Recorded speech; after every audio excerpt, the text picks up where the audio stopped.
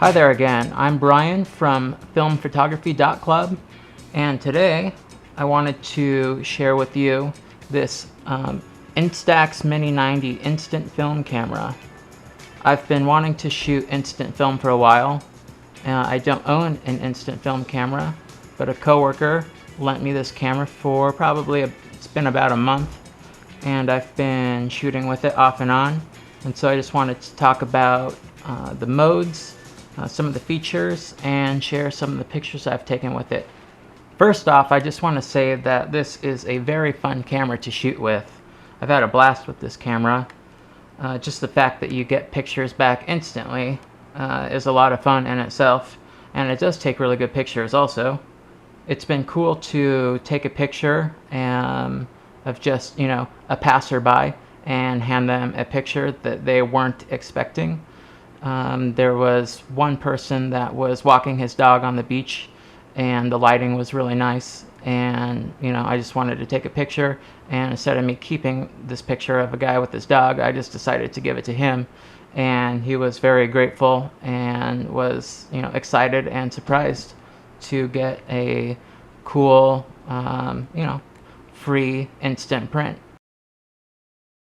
Let's talk about some of the modes and settings that this camera has. This camera actually has quite a few different options that allows you to get creative with your shots and will allow you to get the results that you want. On the back, you have an LCD display, and we'll just cycle through the different settings. The first mode on the back is what they call the party mode, and so I guess that means that you're taking pictures of people at a party. I just thought of it as more of a portrait mode for people probably from about 3 to 6 feet away. The next mode is the action mode, and that's for fast moving objects. They call it the kids mode, but basically it's a fast moving sports mode. Next you have the landscape mode, and I'm assuming they just stopped down the aperture and set the focus to infinity to get a tack sharp landscape image. Then there's double exposure mode, so you can take up to 2 exposures on a single piece of instant film, which is really cool. And then there's a bulb mode, so you choose how long you want the exposure to be. I think it does max out though, probably around 10 seconds. I was trying to shoot some fireworks, and I was trying to do a longer exposure than about 10 seconds. I wanted to do, I think, a 16-second exposure, but it wouldn't let me do that. So that's something to, take note of. And then there's a built-in flash up front, and you can turn the flash on and off.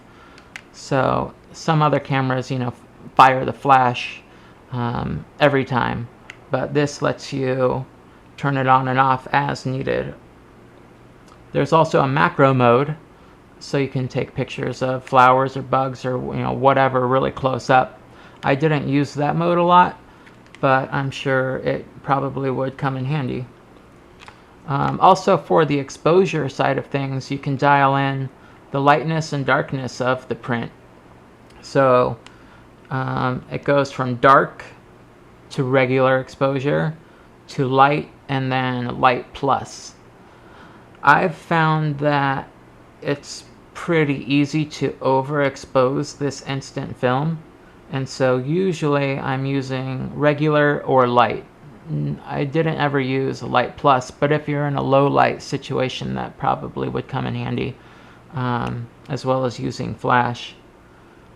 There's also a self timer, so you can set it and run in front of the camera to take a picture. And there's also, nope, that's it, there's nothing else. So on the front of the camera, obviously you have the lens that retracts and pops back out when you power on the camera.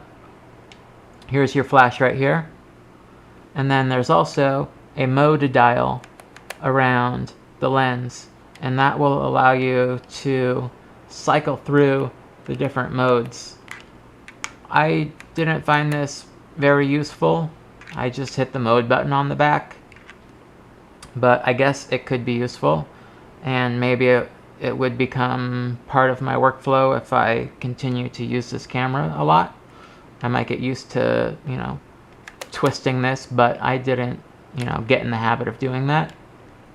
Here on the side of the camera is where the film gets spit out after you take the picture. And there's also a film counter right here that goes from 10 down to 0. So when you load in your new cartridge of instant film, it'll show 10, and then as you continue to take pictures, it's going to let you know how many pieces of film you have left in your cartridge. It has a rechargeable battery, which is really nice. It just pops in out of the back here, and it's good for, it says, 10 packs of film. To load the film, you just open up the back here, and these are the cartridges that come in.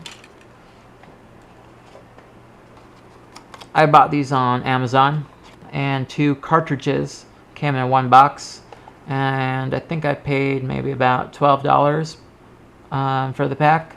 Bought a couple of packs.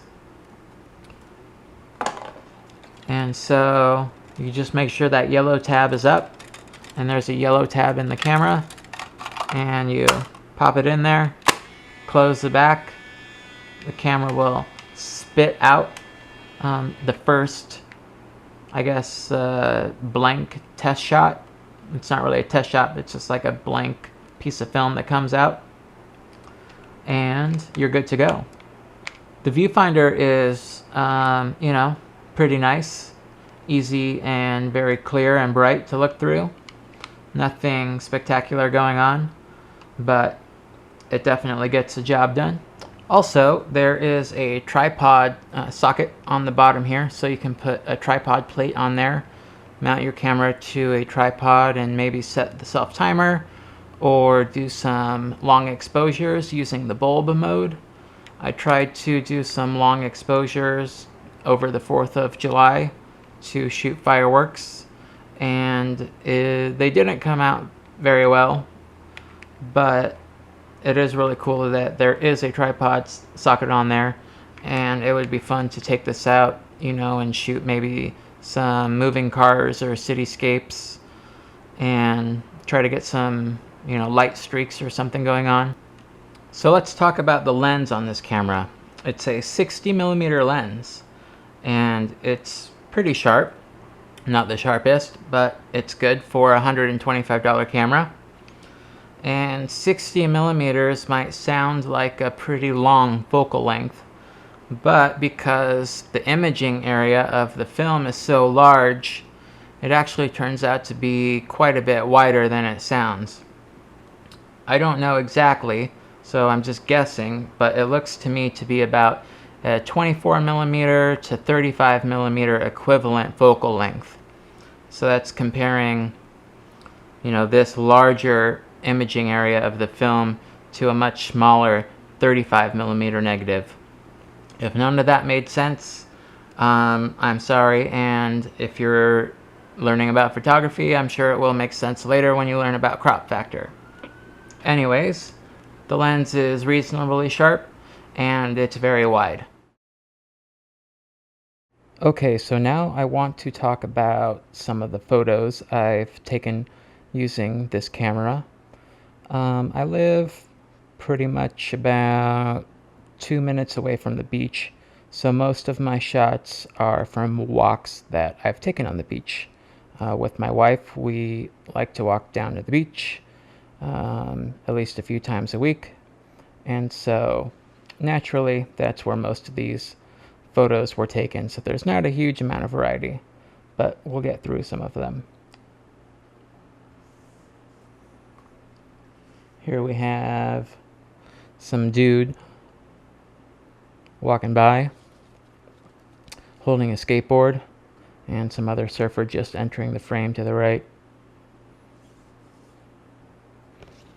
I've noticed that the highlights it's really hard to control the highlights a lot of times, and it gets blown out. So usually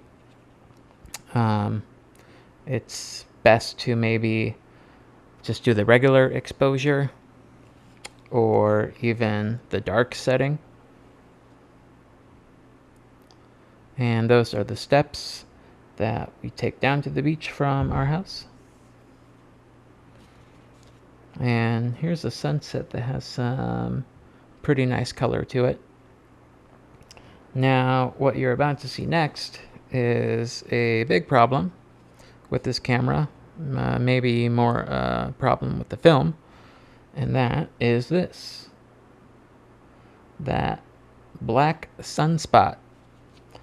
I've read about this on other forums, and I guess this is just something that happens with this film. If you have the sun in your shot, it's going to be too much for the film to handle, and it's going to create a black spot. It actually looks kind of blue, but in this one, it's really pronounced, and this would have been a cool shot, but it's ruined by the sun that's burning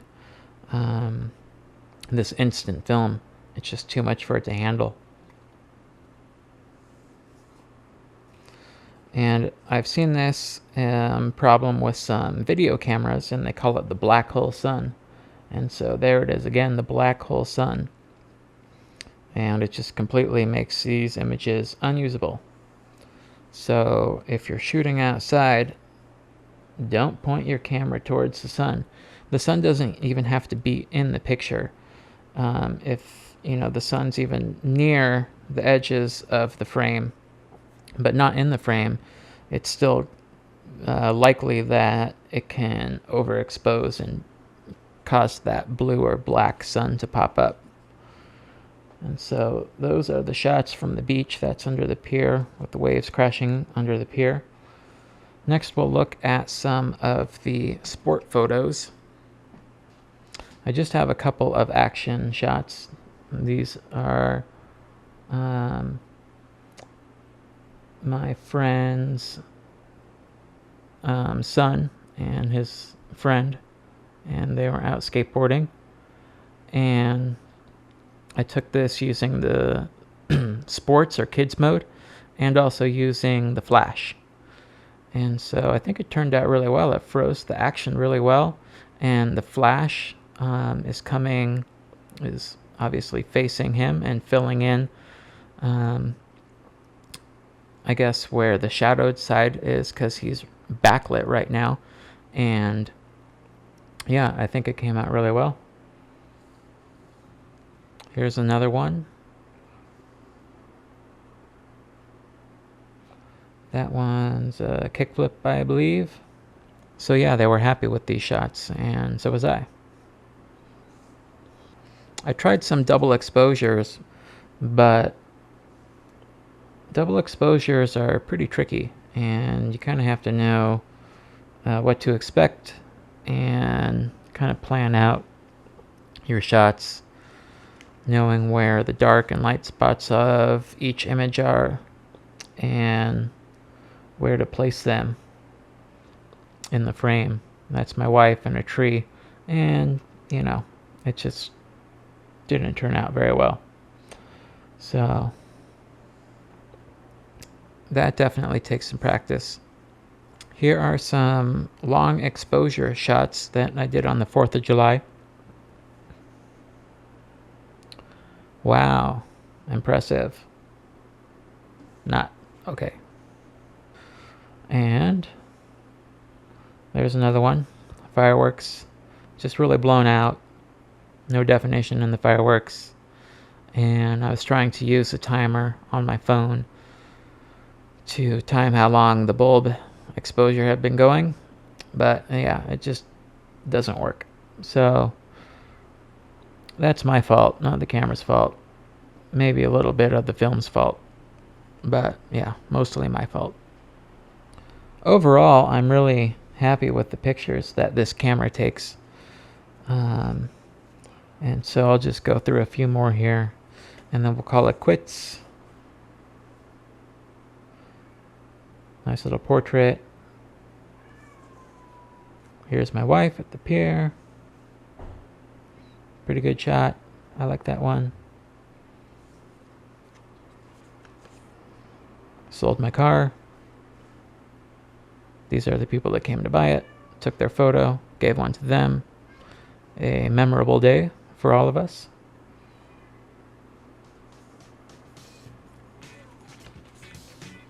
And so yeah, we'll end it with that. So I hope you found this review helpful. Maybe you're looking at purchasing one of these cameras for yourself, or maybe as a gift. This would be an awesome gift to give to someone. I would be stoked to get this camera. So if you have any questions about it, leave me a comment down below, and hopefully I can help you out. Also be sure to check out filmphotography.club or filmphotographyclub.com. It's a new website I'm working on, and I hope that this website becomes a place where film shooters can come and share their images, look at reviews that I've made and posts. And I'm working on a few things right now.